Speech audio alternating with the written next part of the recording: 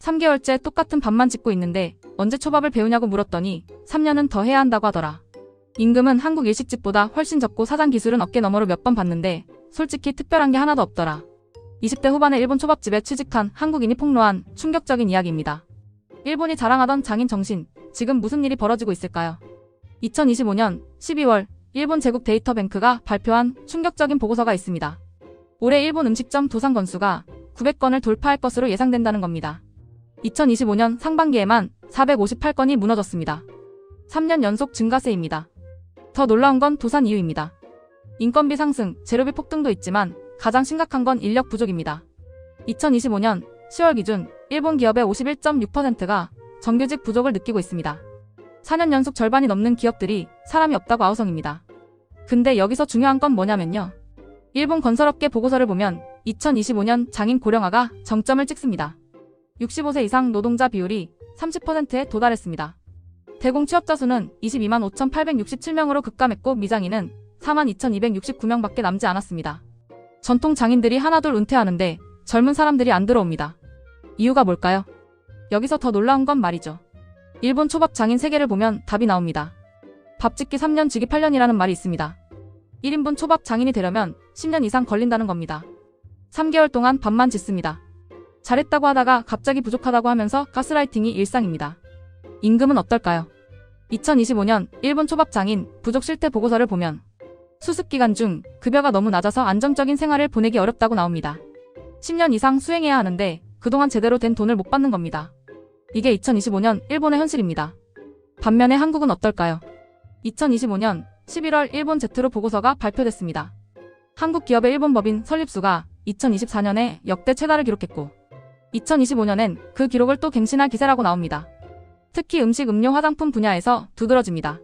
서울발 곰탕 전문점 옥동식이 2025년 8월 일본 시노쿠보에 첫 상륙했습니다. 미슐랭, 비브그루망 8년 연속 선정된 곳입니다. 뉴욕타임스가 뉴욕 베스트 레스토랑으로 선정한 바로 그 집입니다. 더 놀라운 건 뭐냐면요. 2025년 미슐랭 가이드 한국판을 보면 초밥집이 여러 뼈를 받았습니다. 스시 마츠모토 1스타, 하네 1스타, 코지마는 2스타를 받았습니다. 한국에서 일본 초밥을 배워 성공한 사람들입니다. 그런데 이 사람들은 10년씩 수행하지 않았습니다. 2015년 호리에 다카오미가 던진 폭탄 발언이 있습니다. 초밥 장인이 되는데 몇 년씩 수행하는 건 바보 같다는 겁니다. 초밥 아카데미에서 몇 개월이면 충분하다고 했습니다. 당시 일본에서 엄청난 논란이 됐습니다. 2025년 지금 어떻게 됐을까요? 일본 음식 인력 대학교 비주얼 대학 같은 초밥 전문 교육기관들이 3개월에서 6개월 과정으로 초밥 장인을 배출하고 있습니다. 그중 한 명이 3개월 수행 후 미슐랭에 오른 사례도 나왔습니다. 일본의 전통적인 도제 제도가 무너지고 있는 겁니다. 여기서 정말 중요한 포인트가 나옵니다. 일본 전통산업 쇠퇴 보고서 2025년 판을 보면 전통 공예품 생산액이 2016년도에 1,000억 원 밑으로 떨어진 뒤 계속 감소 중입니다. 종업원 수도 2020년도 기준 약 5만 4천 명으로 줄었습니다. 전통 공예사는 장인 고령화와 함께 감소 추세입니다. 왜 이런 일이 벌어질까요? 젊은이들이 전통 산업에 들어가지 않습니다. 이유는 간단합니다. 고된 수행 낮은 급여 시대에 뒤떨어진 업계 이미지 때문입니다. 2017년 교토 니시지노리 직물 장인이 트위터에 제자 모집 공고를 올렸습니다. 반년간 급여 없음 1 보장 없음이라고 적혀 있었습니다. 일본 네티즌들이 폭발했습니다. 이게 블랙 노동 아니냐는 겁니다. 2025년 지금도 상황은 비슷합니다. 반면 한국은 효율성을 추구합니다. 초밥 아카데미는 최단 한개월 과정으로 초밥 장인이 될 수 있는 집중 프로그램을 제공합니다. 기초부터 응용까지 단기간에 효율적으로 배웁니다. 물론 일본 전통 장인들은 반발합니다. 수행이 없으면 진정한 장인이 될 수 없다고 합니다. 초밥은 손끝 감각과 경험이 쌓여야 한다고 주장합니다. 그런데 시장은 다르게 반응합니다. 2025년 아시아 베스트 레스토랑 50이 한국 서울에서 발표됐습니다. 한국 레스토랑들이 대거 포함됐습니다. 에비노이 온즈움 11세븐스도어 23위, 이타닉 가든 25위 등 한국 현대 요리가 세계 무대에서 인정받고 있습니다. 더 놀라운 건 테이스트 아틀라스가 발표한 2024-2025년판 세계에서 가장 맛있는 요리 순위입니다. 일본 요리는 2위, 한국 요리는 18위로 격차가 있긴 하지만 한국 음식이 빠르게 상승하고 있습니다. 그리고 결정적인 변화가 하나 더 있습니다. 한국 음식 수출액이 2024년 107억 달러 약 14조 8천억 원을 기록했습니다. 10년 전보다 약 60% 성장했습니다. K푸드 열풍이 전 세계를 강타하고 있는 겁니다. 2025년 일본에서도 한국 음식점이 급증하고 있습니다. 한국 기업들이 일본 시장에 대거 진출 중입니다. 일본 젊은이들 사이에서 한국 음식이 인기입니다. 근데 여기서 재미있는 게 뭐냐면요.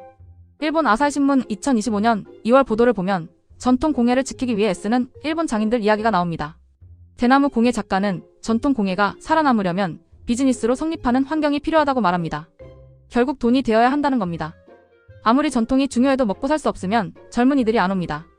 일본 장인 정신의 진짜 문제는 뭘까요? 전통을 지키는 게 문제가 아닙니다. 시대 변화를 따라가지 못하는 게 문제입니다. 10년 수행 시스템이 나쁜 게 아니라 10년 동안 제대로 된 급여를 주지 않고 합리적인 교육 프로그램 없이 어깨 너머로 배우라고 하는 게 문제입니다. 2025년 일본 음식점 도산 보고서를 다시 보면 인력 부족이 원인인 도산이 54건 5.5%를 차지합니다. 경영 트렌드 후계자가 정해지지 않아 폐업하는 경우도 많습니다. 결국 뭐가 문제일까요? 일본은 전통을 지킨다는 명목으로 비효율적인 시스템을 유지했습니다. 반면 한국은 전통의 본질은 지키되 교육 방식과 경영 시스템을 현대화했습니다. 2025년 한국 음식업계 해외 진출 성공 사례 보고서를 보면 한국 기업들이 효율적인 교육 시스템, 합리적인 급여 체계 그리고 빠른 의사결정으로 글로벌 시장을 공략하고 있습니다. 일본 젊은이들도 이걸 압니다. 한국 음식점에서 일하면 3개월 만에 실전 투입되고 제대로 된 급여를 받습니다.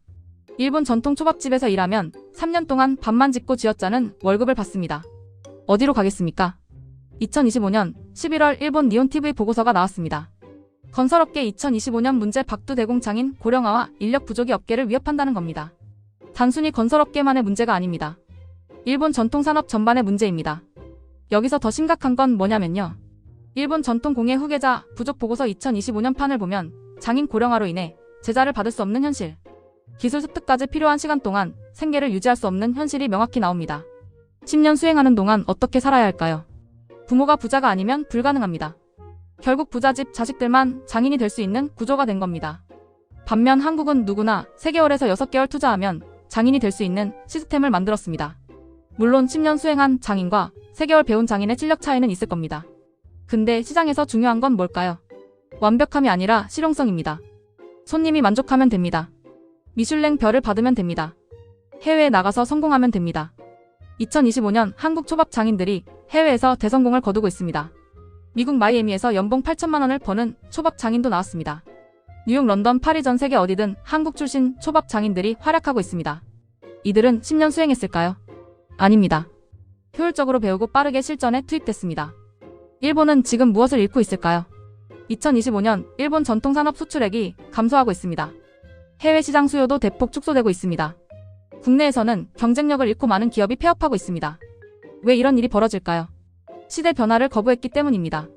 전통을 지킨다는 명목으로 낡은 시스템을 고수했기 때문입니다. 2025년 세계경제포럼 일본판 보고서를 보면 일본 중소기업 경영자 절반인 127만 명이 2025년까지 평균 은퇴 연령인 70세를 넘지만 후계자가 정해지지 않았다고 합니다. 대를 이을 사람이 없는 겁니다. 젊은이들이 안 오는 겁니다. 반면 한국은 어떨까요? 2025년 레드유 35 보고서를 보면 외국 국적, 응모 조건인 일본 국내 요리 관계 종사 경험을 3년에서 1년으로 낮췄습니다. 다양한 국가와 문화 배경을 가진 요리인으로부터 응모가 있었다고 합니다. 한국은 문호를 개방하고 있습니다. 누구든 실력만 있으면 인정받을 수 있는 시스템을 만들고 있습니다. 2025년 한국 구르메 백선이 발표됐습니다. 서울 구르메를 세계로 알리겠다는 겁니다. 한국은 공격적으로 세계 시장을 공략하고 있습니다. 일본은 어떨까요? 내부적으로 무너지고 있습니다. 2025년 12월 현재 일본 개인 음식점 폐업 러시가 진행 중입니다. 라면 한 그릇 1,000엔인데도 적자 정식 800엔인데 원가가 600엔 부부가 필사적으로 일해도 월수입 10만엔 이하. 이게 지금 일본 개인 음식업계에서 일어나고 있는 현실입니다. 근데 여기서 정말 중요한 건 뭐냐면요. 이건 단순히 한국 대 일본 구도가 아닙니다. 효율성 대 비효율성의 싸움입니다. 현대화 대 구습의 싸움입니다. 실용주의 대 형식주의의 싸움입니다. 일본 장인 정신의 본질은 훌륭합니다. 디테일에 집착하고 완벽을 추구하고 끊임없이 자신을 갈고 닦는 정신은 존중받아야 합니다. 하지만 그 정신을 실현하는 방식이 시대에 맞지 않으면 어떻게 될까요? 아무도 안 따라옵니다. 전통은 사라집니다. 한국이 성공한 이유는 뭘까요? 장인 정신의 본질은 배우되 시스템은 현대화했기 때문입니다. 3개월 교육으로 기본기를 다지고 실전에서 경험을 쌓고 계속 발전해 나갑니다. 10년을 한 자리에서 밥만 짓는 게 아니라 3개월 배우고 실전 투입되고 현장에서 7년 동안 실력을 쌓습니다. 결과는 같지만 과정이 효율적입니다.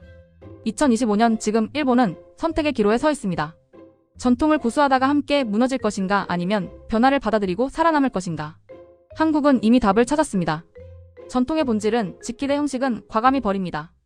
그 결과 2025년 현재 한국 음식이 전 세계를 강타하고 있습니다. 일본 젊은 세대도 변화를 원합니다.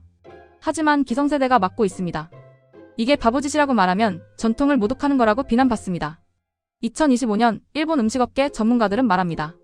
이제 변해야 한다고, 효율화해야 한다고, 합리적인 급여 체계를 도입해야 한다고. 하지만 현장은 여전히 밥짓기 3년 주기 8년을 외치고 있습니다. 그 사이 한국 출신 초밥 장인들이 뉴욕, 런던, 파리에서 미슐랭 스타를 받고 있습니다. 한국 음식점이 일본 도쿄 거리에 하나둘 들어서고 있습니다. 일본이 자랑하던 장인 정신 지금 한국에게 역습당하고 있습니다. 앞으로 10년 뒤에는 어떻게 될까요? 초밥하면 일본이 아니라 한국이 떠오를 수도 있습니다. 전통 일식하면 도쿄가 아니라 서울이 메카가 될 수도 있습니다. 과장일까요? 2025년 현재 추세를 보면 불가능한 이야기가 아닙니다. 일본 전통산업 종사자 수는 계속 줄고 있습니다. 반면 한국 음식업계 해외 진출 건수는 계속 늘고 있습니다. 일본 음식점은 도산하고 한국 음식점은 생겨나고 있습니다. 이게 2025년 일본 장인 정신의 몰락과 한국의 역습입니다. 여러분은 어떻게 생각하시나요? 10년 수행이 맞을까요? 아니면 3개월 효율 교육이 맞을까요? 전통을 지켜야 할까요? 아니면 변화를 받아들여야 할까요? 댓글로 여러분 생각을 들려주세요. 구독과 좋아요도 부탁드립니다. 다음에도 더 흥미로운 이야기로 찾아뵙겠습니다.